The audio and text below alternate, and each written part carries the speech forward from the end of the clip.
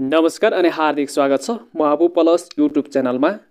मैले एउटा नयाँ भिडियो लिएर आएको छु। बीपी कोइराला स्वास्थ्य विज्ञान प्रतिष्ठान धरानको कर्मचारी आवश्यकता सम्बन्धी सूचना प्रकाशन 2081 11 महिना 23 गते नागरिक राष्ट्रिय दैनिक पत्रिकामा आइसकेको छ। यहाँ कर्मचारी के माग छ भने स्टाफ नर्स जम्मा 143 जना स्टाफ नर्स माग गरिएको छ। मागपत्र संख्या मान्यता प्राप्त शिक्षण संस्थाबाट नर्सिङ विषयमा प्रमाणपत्र तह उत्तीर्ण गरेको हुनुपर्नेछ।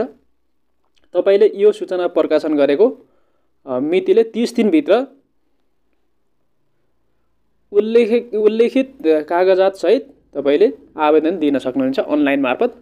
vacancy.bpkish.edu मा चाहिँ तपाईले फारम भर्नुपर्ने हुन्छ वेबसाइट। यहाँ रहेको छ यसको सेवाको किसिम भनेको सेवा करार रहेको छ। परीक्षाको किसिम भनेको लिखित र अन्तर्वार्ता हुनेछ। परीक्षाको अङ्कबार भनेको लिखित परीक्षा 75 मार्क्सको, अन्तर्वार्ता 25 को गरी जम्मा 100 मार्क्सको हुनेछ। उमेरको हद भनेको दरखास्त फारम भर्ने अन्तिम मितिसम्ममा पुरुषको हकमा 35 वर्ष र महिलाको हकमा 40 वर्ष ननागेको चाहिँ हुनुपर्नेछ। तलब तथा अन्य सुविधा प्रतिष्ठानको नियमअनुसार हुनेछ। सरकारी वा गैर सरकारी कार्यालय शिक्षण संस्थामा काम गरिरहेका उम्मेदवारहरूले सम्बन्धित कार्यालयको विभागीय स्वीकृत अनिवार्य पेश गर्नुपर्नेछ।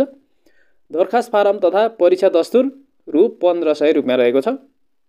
यहाँ चाहिँ standard chartered bank Nepal limited विराटनगरको चल्ती खातामा तपाईले जम्मा गर्नुपर्ने हुन्छ। र दरखास्त भर्ने अन्तिम मिति 2081 12 महिना 23 गतेसम्म रहेको छ। दोब्बर दस्तुर तिरी 2081 12 महिना 30 गतेसम्म तपाईले फारम भर्न सक्नुहुनेछ। लिखित तथा अन्तर्वार्ता परीक्षा मिति पछि प्रकाशन गरिनेछ।